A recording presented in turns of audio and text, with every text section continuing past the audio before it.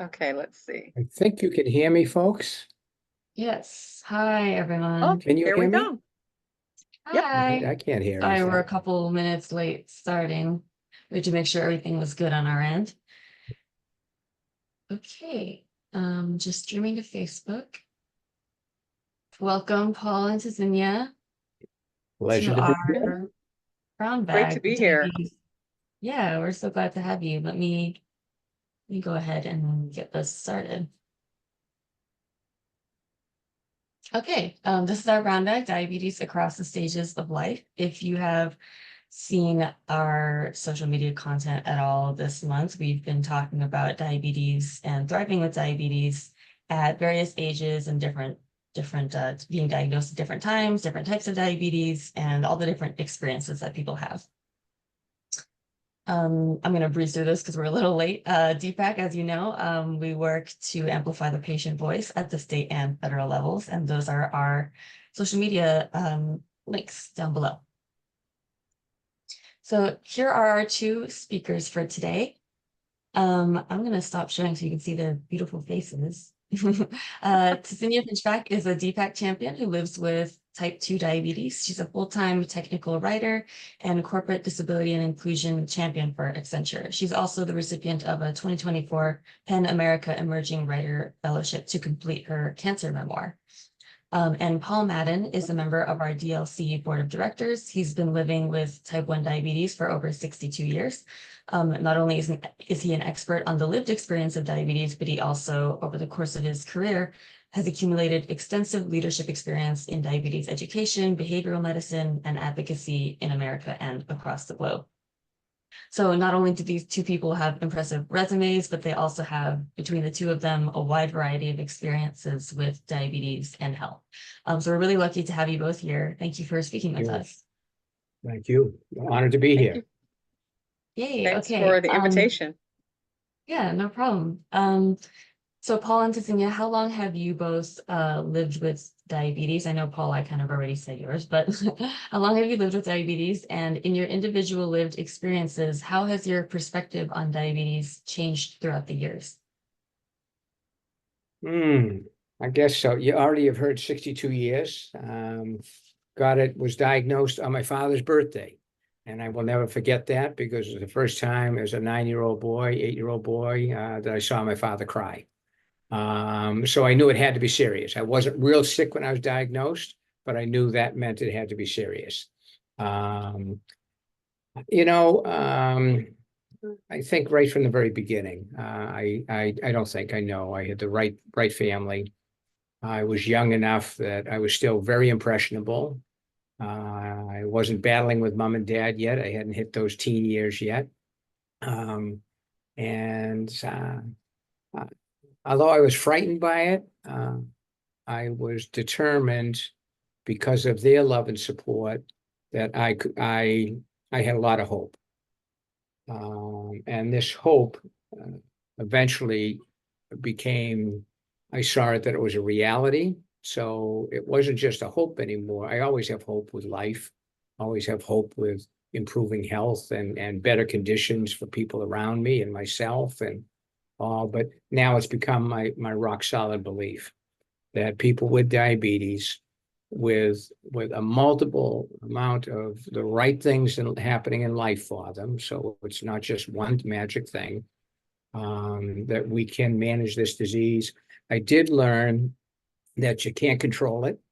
After a week in the hospital, I was home and my mother was cooking pot roast on the stove, and it was big. It was boiled potatoes and pot roast, and I think the vegetables were peas. And then in another little pot was boiling my urine in a liquid Benedict solution. That's how we had to do it 60 plus years ago to get a rough determination on a urine sugar level. And I remember my best friend of life at the time, Craig, walked in and he saw the test tube. He said, "What's that?" I was too damn embarrassed to answer the question. And it took me quite a while before I could speak up about my life with diabetes. I didn't want anyone to know about it. I didn't want anyone on the baseball team to know it, anything. So it's changed, and we'll have a chance as we listen to my distinguished colleagues sharing right now. And we hope others are going to share their thoughts in the chat or whatever too. Thanks. To parrot a lot of what Paul said, so I'm coming up on year 5. As a matter of fact, almost exactly year 5. I was diagnosed at the beginning of August in 2019. So I feel like I'm just getting to that point where the fear associated with a diabetes diagnosis is not paralyzing. And a lot of, I have to credit a lot of my kind of ability to just function and thrive and have some sort of semblance of what I used to do before my diagnosis is really credited to my family, and to I have a great care team, but also my family. My daughter can find any recipe or anything you have ever desired to eat or love to eat. She can find a way to alter it, including my favorite caramel brulee latte drink that only comes out of the holidays at Starbucks. My daughter has found a low carb, sugar free way to do it at home from scratch. So I don't have to go into diabetic crisis to have a sip of my favorite cup of coffee at Christmas. But I think I'm getting to the point now, and with the help of organizations like DPAC, where I could actually talk about it. I did not want anyone to know I was diabetic. I didn't want anyone to know. I felt very out of control, and I think I entered my diagnosis trying to attack it the way that I had attacked cancer. That's all about, we use that kind of lexicon with cancer of fighting and battling. And so I kind of entered the diabetes space with that mindset and quickly was knocked down and realized that diabetes is not something that you can control. And that's something that I still struggle with, but that I'm more aware of now, that I can't be rigid. So I can do A, B, C, D, E, F, G, and still things will go wrong. But I'm learning how to put backups in place. I'm learning to be more flexible about it. Talking about diabetes today, I couldn't have done this 2 years ago. I just really wanted to, hiding in my car, trying to take insulin before meeting friends for lunch in a cafe because I'm, stumbling, trying to do it in the dark because I didn't want anyone to know. And I've just moved through that space where it's like, okay, this is my life. This is something that I have to manage and live with. And, how best can I do that and still have joy in my life? Yes, thank you so much. It's interesting how even just 5 years post-diagnosis, you have so much wisdom about it. We really appreciate that. Paul, you have thrived with type 1 diabetes longer than anyone I know. What are the most essential aspects of your daily, weekly, or monthly routine, both in a physical and a mental sense? Sure, thanks. So first, I want to make sure everyone hears I've never done it perfectly the bulk of the time. I do it well much of the time, okay? Make mistakes. I still make mistakes. I have been blessed in my professional roles to teach doctors from all over the world how to work with wonderful people who happen to have diabetes. I've lectured on every continent except for Antarctica. And I've been fortunate. I've been so fortunate to have those experiences. But I always remind them when they say, "Oh, my patients aren't following their diet." My patient said, "Take a breath. Would you want to follow it? Would you want to take all those shots or all those medicines?" So I try to give them a realistic look. A couple of things. To minimize my stresses in diabetes, emotionally and physically. When I wake up in the morning, one of the first things If I'm alone, I just immediately address my diabetes. I look at my CGM before I even step out of bed. I look to see what my phone's right next to me in the bed. I look to see what my blood sugar is. And right away, I quickly, and for me, after so many years, it's a habit now. I don't have to plan much, but I right away think about, okay, this blood sugar indicates this for insulin. This is what you know you're going to have for breakfast here at the house. So take the insulin now. No, get up first. Go through a few, get your coffee first, then take your insulin because your blood sugar is a little lower than you'd like it to be, and then get your breakfast ready.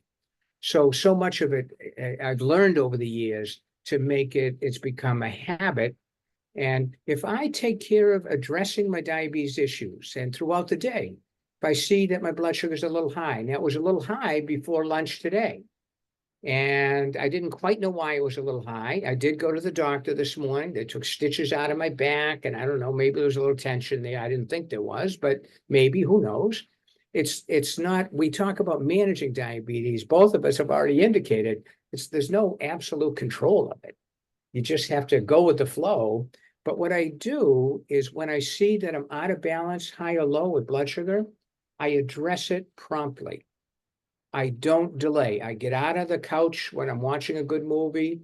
I stop the movie. Sometimes I don't even stop the movie because that's not the priority then. The priority is getting my diabetes balanced again so that more unbalanced diabetes won't interfere with what I'd like to do, finishing the movie or going out for a walk or just going to sleep or driving the car.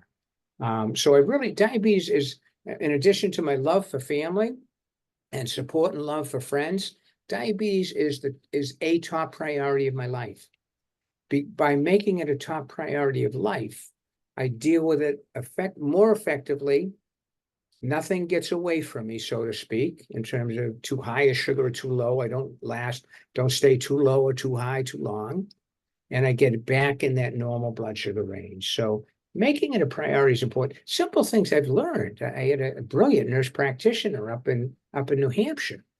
And as you get older, your skin gets drier. And if your blood sugar is high, your skin gets drier. And I put all these ointments on, and I said, Patty, this is a pain for me. And she said, I want you to buy unscented baby oil and just put it on your feet before you dry off and you get out of the shower. I have never had dry feet. And this has been 15 years now. But some other people were recommending, well, Paul, maybe you need a prescription this or whatever. Maybe I did, but this one was dirt cheap price-wise, and it fit into my life schedule so quickly. So the more you can fit your habits of diabetes into your life schedule, like scheduling a walk is a priority for me 5 to 6 times a week. And I go for 8 to 15,000 steps. That's a priority. Now, I used to do these things at 9 and 10 o'clock at night after a 12-hour workday. As I approach 73 years of age, I do not have the energy to go out at 9 o'clock at night for a walk. And it's not as safe for me anymore either.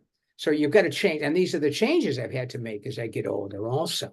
Let me slow down there and turn it back over. Thank you. Those are some really good tips. Tzynya, you have a very different experience. You've thrived with type 2 diabetes for around 5 years, as you said, about a year into remission from stage 3 cancer.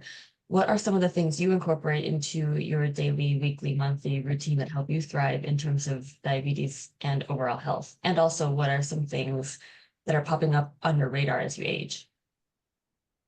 One thing I've learned is, so I am in remission. I've reached full remission a year ago. But I do still have my check-ins with my oncologist. And I've learned that a lot of different care teams and physicians may not have the most current information on treatment and managing diabetes. So I'm very proactive in making sure that my oncologist knows when I go in for my checkups what's going on with my diabetes, and vice versa. For example, Paul and I were talking earlier, I have to get MRI and CT scans a couple times a year, just, for maintenance as a part of my cancer remission. But medications like metformin, you have to stop those when you are getting contrast dye for diagnostic scans. You'd be surprised how many physicians, you go to your endocrinologist, they may not be, they may not definitively, they may think you need to stop 48 hours. The radiologist thinks you need to stop 3 days, and your oncologist is unsure if it's 1 to 3 days. So I've learned to be kind of the spoke in that wheel of my disparate care teams and just say, okay, we need to come to an agreement. If we can't come to an agreement, then I will, try to seek out research, get second or third opinions, and then come back and make those decisions. So I'm constantly scheduling things on my calendar to make sure to get ahead of appointments, to get ahead of any kind of medications, to make sure that this is not something that's going to impact my kind of diabetic or diabetes related medications that I take. And it's funny, I was laughing when Paul said checking his CGM first thing in the morning.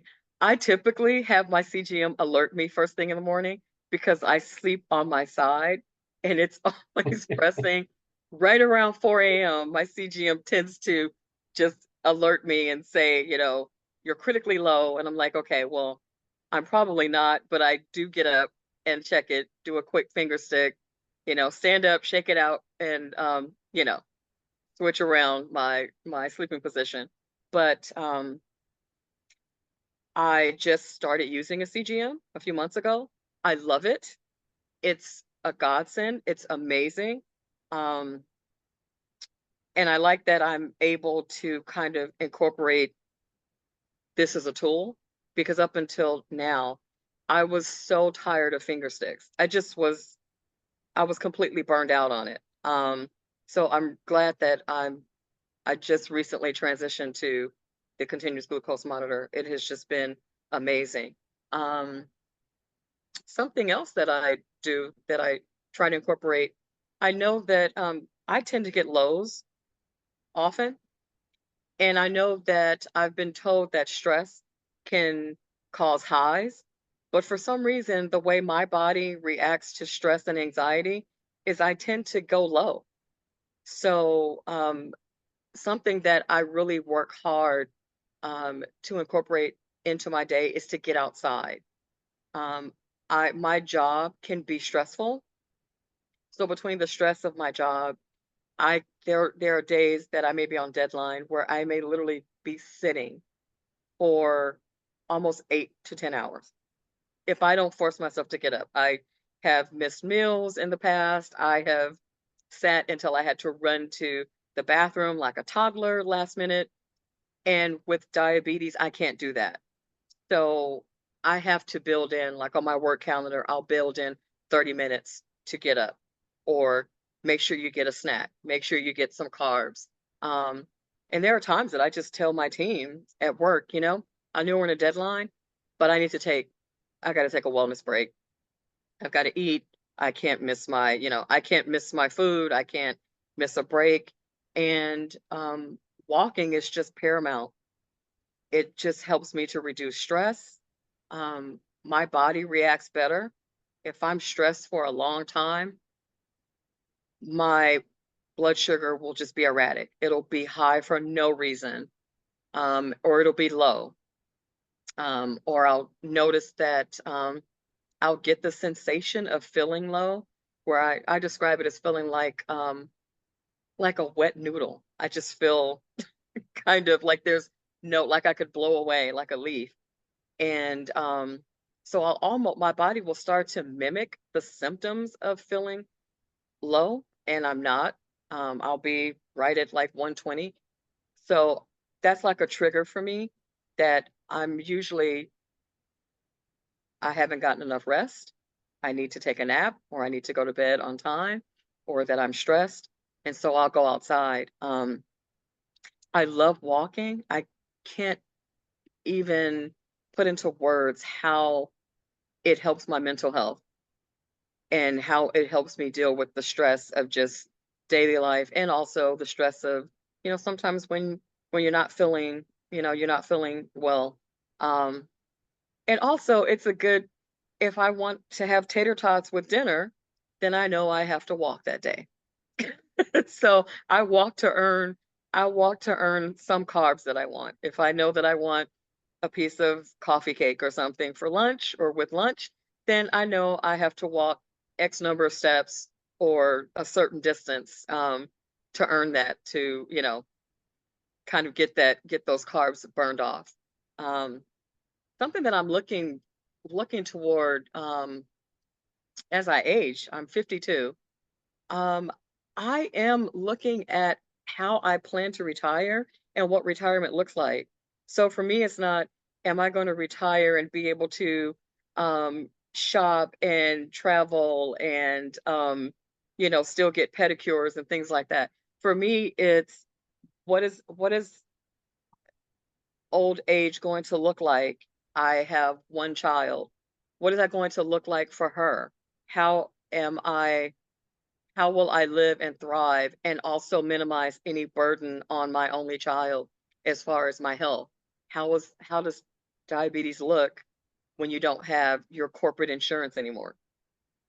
That type of, so that's really what I'm looking at. I'm looking at, what does it look like with Medicare? What does it look like as far as, you know, other kind of, any comorbidities? I am a cancer survivor, so that's really my focus, is what will the next 20, 30 years of my life look like as I move toward retirement, and how can I live and thrive independently and not be a burden on my family? Thank you so much. That's so much insight, especially the retirement, how it looks different for people with chronic conditions and you have certain health conditions, just like um, how entering the workforce also looks different for people with chronic conditions. It's always the question of insurance. And you mentioned a little bit earlier about how you have to, even if there's a deadline at work, you have to just excuse yourself for a wellness break. I really appreciate that, because that's something that people with chronic conditions do have to do, but can get scared to do. The self-advocacy, the saying like, I need this for myself, even if it doesn't necessarily go with the interests of the team right now. In order for me to be a good player on the team, I need to excuse myself. Um, and I think a lot of people in the comments are also resonating how you go low when you're stressed. I have actually never heard that before, but I'm realizing how big of a thing it is. So other people experience that too. And I think also the sensation, like you mentioned, the sensation of going low, that just made me think like going low and then having anxiety, both situations are the activation of the nervous system. So it makes sense that it's like in both situations, when you're anxious or when you're low, you feel the same thing. I experience that a lot too. I think people with diabetes, you know, tend to confuse sometimes the feeling of going low with, just being nervous, which is something to explore, I think. Um, so next question is, only if you're comfortable with this, have either of you experienced any diabetes related complications? Do you have any advice for managing them? Or if no complications, do you have any advice for living your everyday life, even when you know the threat might be there? Yeah, so I do have some small complications of diabetes, and some, as the doctor says, Paul, you're almost 73, is your early heart disease. Your father had heart disease and first heart attack in his 50s. So, and you and your brother have high cholesterol. My brother's heart profile is similar to mine, and he does not have diabetes. So I don't know if it's diabetes or not, but I certainly have had small changes in my eyes. Um, and the first time I ever heard that there was a red dot in my eye, I was fresh out of graduate school, for goodness sakes, only had diabetes for about 14, 15 years. And I was stunned. I couldn't ask a damn thing. And I went home and I was mortified. And I was in graduate school, but I went back to my parents' house that night. And I just, how the appointment go? Like they always would ask. I said, oh, it's okay. I just didn't even want to discuss it with them because I didn't know what it meant for me. All of a sudden, my hope and belief that I could do this had more than had ripples thrown at it, more than rocks thrown at it. I did call up the next morning. I figured, now I got to know what this means. And I think Dr. Lloyd Aiello, who was head of the Jaws and Eye unit, who happened to be looking at my eyes, he's so skilled. And he said, Paul, later in life, I worked with Lloyd. I worked at Jaws for 30 years. Later in life, I asked him, do you remember that phone call from me? He said, Paul, I've never forgotten. It taught me so much about the fear that even well put together people have relative to a life with diabetes and complications. And he said, it got me just to take a breath. I know I had said everything to you, but I obviously understood then when this bright kid called me on the phone, finishing his graduate degrees, that he didn't hear what I said, couldn't understand it, and or didn't hear it, that you were in some level of shell shock with the information. So he went through it again. He says, Paul, even better, do you want to come by and have a coffee with me this evening? So I drove into Joslin and had a coffee with him that evening. That was pretty unique. And I realized that was pretty crazy. But even then, he was explaining it to me on the phone. So to me, I would just say, ask your questions. We pay for the best medical care, we and our insurance companies. And you have every right to ask any question relative to your health and to ask, is this related to my diabetes or not? And gee, what does this mean? If it's diabetes related, can I slow it down? Can I stop it? The powerful thing I want to say, and the top endocrinologist would be saying this to us now, the new medicines and technologies, the GLP-1s, SGLT2s, improved insulins, it's unbelievable what we have today that is going to now show us, and already showing us, it's starting to reverse some level of the complications that people have, especially the earlier complications and medium, maybe even medium level complications with kidneys and hearts and all. So there's never been a brighter time. I wish we all didn't have diabetes. I don't want to sound corny that it's a great time to have diabetes. It's a terrible time to have diabetes, but it's a better time than it's ever been before. So that's the important message there too. Yeah. One And other maybe, complication. Oh, go yeah, ahead. Was that Amanda? go ahead. Do you have something? One of the complications, it's funny because the way I learned I had diabetes was I had ketoacidosis. Had no idea I had diabetes, I was never diagnosed as pre-diabetic. I was still going in for my 3-month or every 90-day check-ins, getting the full blood panel, never showed anything. And somehow within 45 days, my A1C went from normal to something that was, to quote my endocrinologist, it was not charted or chartable. So I just, I'd say over the course of 3 weeks, I just got really sick, thought I had the flu. They thought I had urinary tract infection, found that it wasn't that. I just kept going back to my doctor and they couldn't really get a hold of it. And I had just gotten a referral to an endocrinologist. And before I made it to them, I ended up in the ER and then in ICU for a week. And so my introduction to diabetes was a very high blood sugar. So I had no appreciation for the lows. So when I was looking, I would see that my blood sugar was like 80. I would say that's great. At least it's not 360. I was, of course, I quickly learned that was a problem. So it took a while. It took about 6 months. At first, they weren't sure. They thought I had another metabolic condition. The original endocrinologist said that he couldn't believe that I had type 2. He says, have never seen anyone present this way. So they thought it was type 1. Then they thought it was a mix of type 1 and type 2. And then eventually we learned it was kind of like a secondary, I think they call it secondary diabetes or something, resulting from the chemo treatment or the type of radiation treatment that I underwent. So once we figured out what it was, switched around a couple of insulins and kind of got it, manageable. There are just things that I know and I've learned. One thing is for complications or something that I have to kind of manage is I do have an autoimmune disease that resulted from my cancer treatment. And unfortunately, it presents a lot like colitis. It has some symptoms that are similar to Crohn's disease. So it's not unheard of that I can need medications or antibiotics or to go to the ER for example, diverticulitis.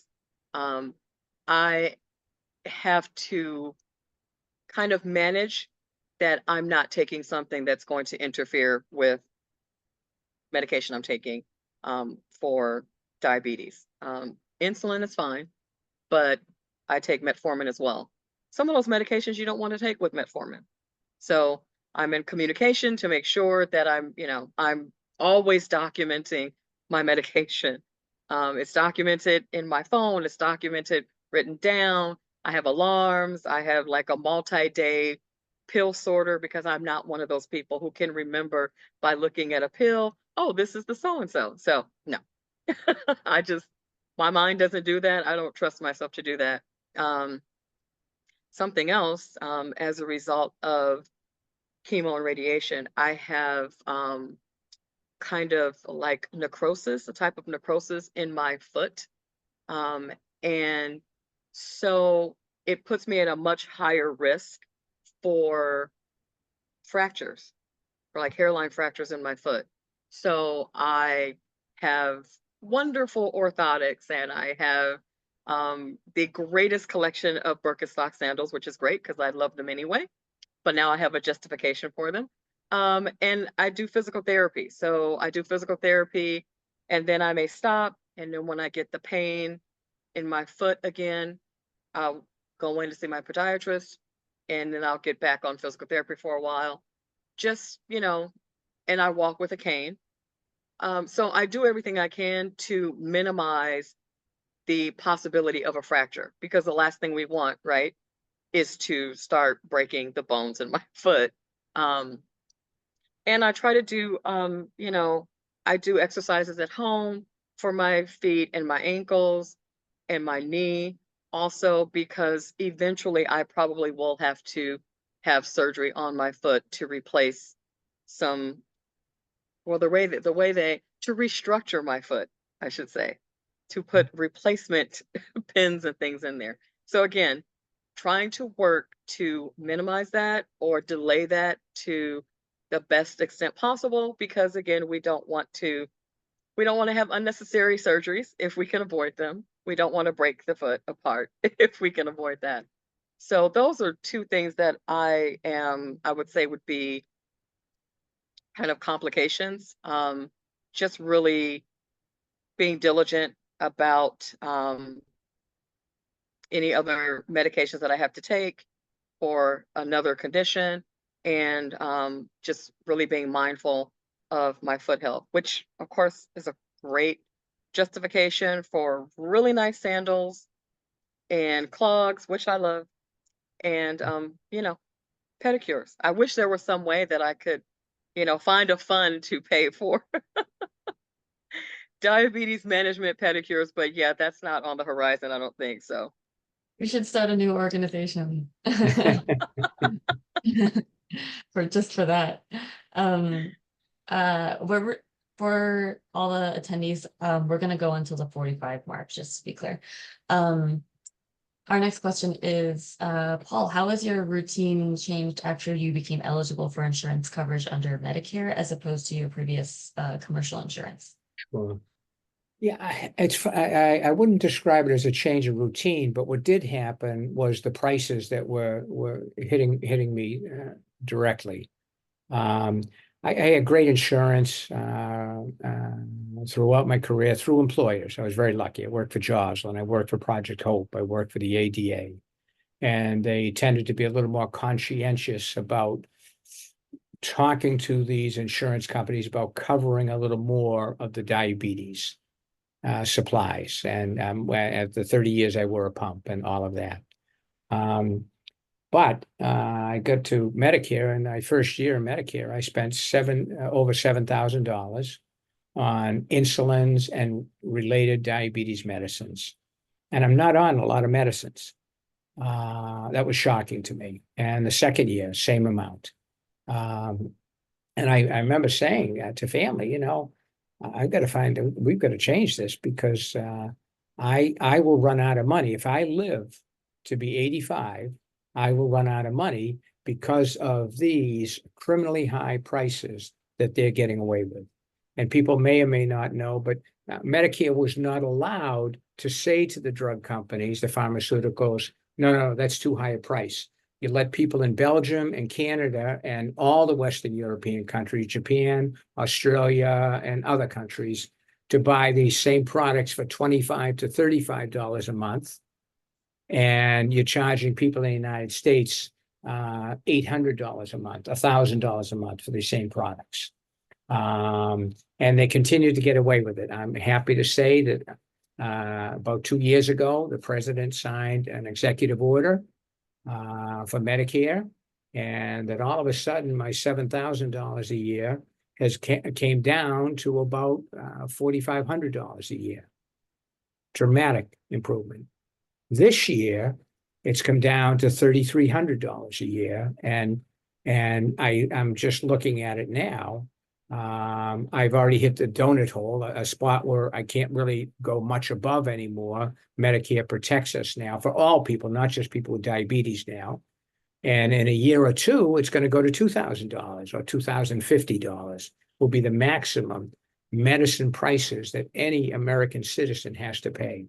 As long as the people who pass that, and this president and whoever the next president is, as long as they support that and don't try and ruin that for us, finally we'll get more equitable prices. And I want people to hear the drug companies are still going to make big money from us.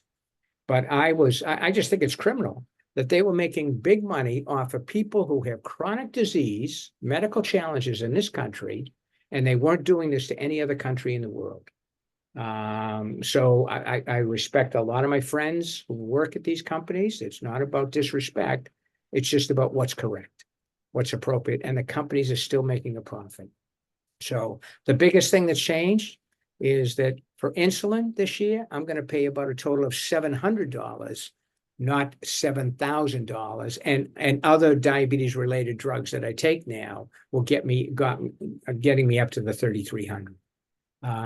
So much better now, but not where it needs to be for commercial, everyone under 65.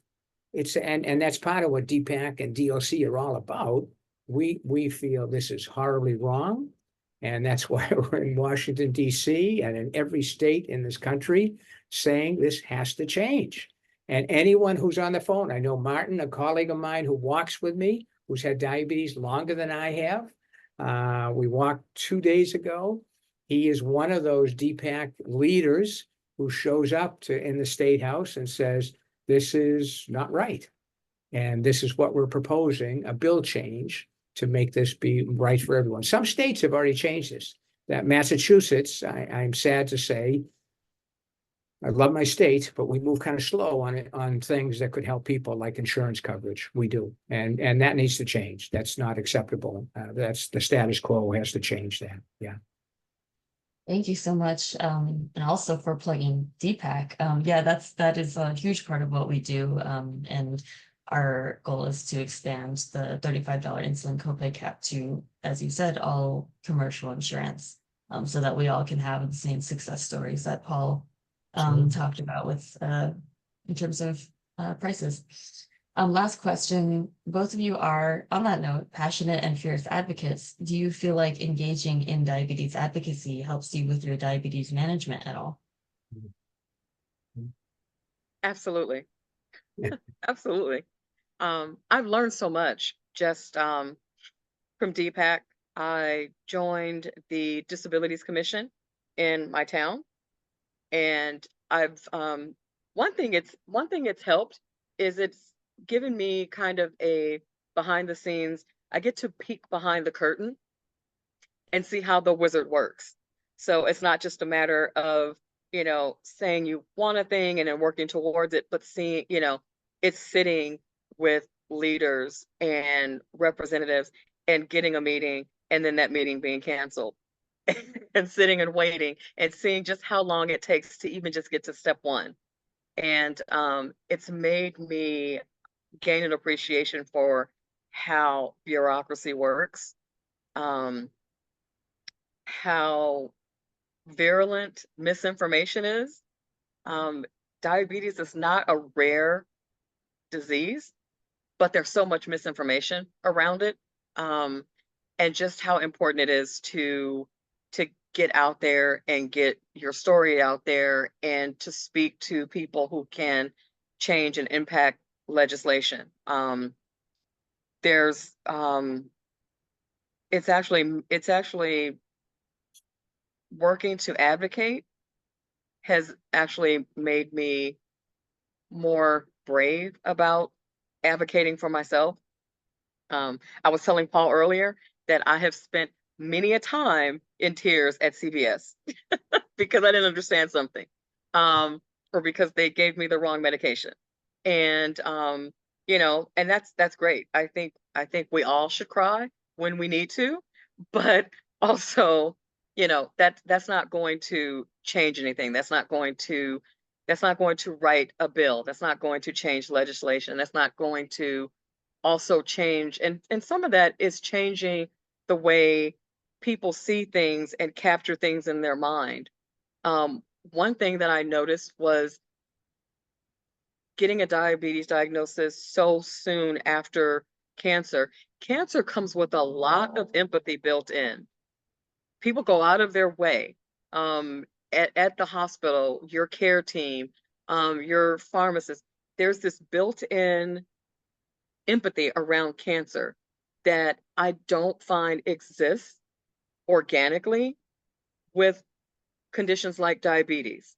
I would find myself having to justify why I need this letter, why I need you to write me this letter so that I can give this to my other physician or to my job or to present at the airport, and constantly finding like I was trying to prove that I was a good diabetic so that I could receive just standard, you know, humanity. And I found that working with organizations like DPAC, working on the Disabilities Commission, and even at work, one thing it taught me is I will never again take a job, apply for a job, and not self-identify from the first step as a disabled employee. I will never, I won't ever do it. Um, and that's something I never would have done before, working with different organizations and learning to advocate. So again, I guess I just learned it from my mom. If there's something there's probably someone else that's struggling too. And sometimes it's just better to get outside yourself, but at least it is for me, to get outside myself and see how I can help and try to be, some kind of force for good. And then it also has, it's helped me. Just a few months ago, we had a power outage. It's a random power outage, probably a storm or something. And the first thing I think is my insulin. What am I going to do with my insulin? So it took me like 2 hours to go next door to my neighbor to ask him if he would put my insulin in his fridge, if he didn't mind. And before, I was so just filled with so much trepidation about it. And when I went to ask him, he said, "I'll put it right next to mine." And just that note, like, I think he could tell that I was really apprehensive and a little, and the way that little note of kindness was so monumental. So he's on the gift basket list for every season. Every new season, he's getting a gift basket or free apples for me or whatever. But just those little notes of kindness. And I think when you're doing this work, when you're advocating, even when you're writing a strongly worded letter to TSA because they don't know how to handle a CGM, a person wearing a CGM. I think in all of that, you're still trying to get to the root of kindness. You're trying to say that, you know, everybody has something. Everybody has something that they're dealing with, something that is a challenge. And I don't want special treatment. I just want to be treated like a human. So that's really I'm so grateful that I found DPAC.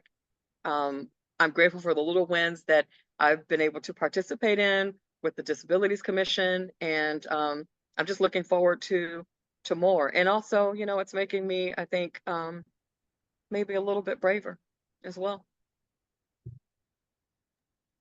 We're so happy to hear that. Thank you so much. So Paul, if yes, you'd I've like learned a to. lot, obviously, from my activities with DPAC, and I guess I more what's been an added strength for me. I've typically advocated very well for other people. It's allowed me to learn how to advocate better for myself as I listen to the stories that others have and what they've had to do. And how they got through a serious hypoglycemic episode after they were very embarrassed or went up to the CVS and said, no, this is unacceptable. What recourse do I have to make this change? And it usually is we have to go back to our doctor. But the mistakes that they make sometimes at these pharmacies, and the pharmacies are very important to us, and they're often so good at the way they treat us and work with us. But sometimes they give us a medicine, another insulin, for instance, one example, and they say this works just like the other one. No, it doesn't. The fast-acting Novolog insulins, the fast-acting Lilly insulins, and the fast-acting Sanofi insulins, the three that are common here in the US, there is often one molecule different between the Novo and the Lilly insulin.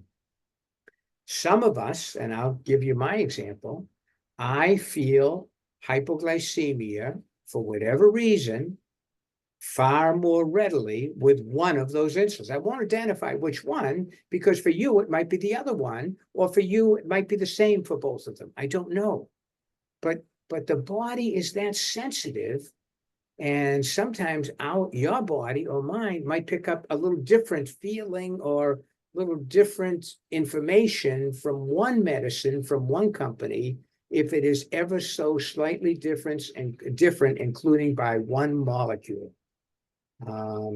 So it's the networking that you do, and so many of the DPAC friends and DLC people have become good friends now, and we sometimes talk on other things. You know, I referenced my distinguished colleague and friend Martin. Martin and I compare notes. And we were kind of laughing the other day. This is not the first time we've laughed. And we're kind of laughing the other day saying, damn it, this thing is not predictable all the time, is it? And we both know that. We both have had it 128 years combined together. We both know it's not. But it's nice to be next to a friend who has the same challenge you have. and we smile about it. You make a joke about it. And someone had mentioned in one of the comments how important humor could be. Boy, humor can be so healthy sometimes to cut through the negative feelings and all of that. So, but the bonding you do when you get together with other people who happen to have similar challenges, I just want to say, and I'm a psychologist by training, is uniquely powerful. And it doesn't mean that I need to get to know every person with diabetes, because maybe it's not a good match for me with that person, or maybe I'm a terrible match for them. You know, that still happens in life. That's a normal part of life. But I just would encourage you to get involved with the DPAC group, because all of you participating today are good advocates. You're very good advocates, and you're interested in learning more. And I think it's a great organization to be a part of. Honored to be a volunteer member of them. Yeah. Yeah, thank you so much. On that note, I want to say I think in a lot of like in therapy sessions and things like that, they say, doing volunteer work helps you, put the focus on others and, relate to others. And I think that's something that advocacy helps a lot of people, including myself, with too. It helps me manage my own condition and in turn helps me be a better advocate for myself, and not just, with other people, but also with myself, like paying attention to myself and my own needs. Because if I think it's important with someone else, of course, why wouldn't it be similarly important within myself? So I think advocacy can serve so many purposes in that way. We're so much over, but thank you guys so much for joining us on this call and for diligently typing responses to all of the Q&As. You've really helped both of us. Both of you have helped me. And I hope everyone had a good time on this call and got your questions answered. I think you did. And I guess I would just say thank you and go out and take a walk today. Yeah, That's if right. there's one thing, That's right. take a walk. Absolutely. Take a Okay, walk and thank take a you. nap. Be And be Yeah, proud. absolutely. Yeah. yeah. I'm Do a whatever you want, proud actually. nap-taking person. Absolutely. Yeah. Thank you Thanks so for the much. invitation. Yeah. Thanks, Okay, have a everyone. great day. Thanks, Thank everyone. you.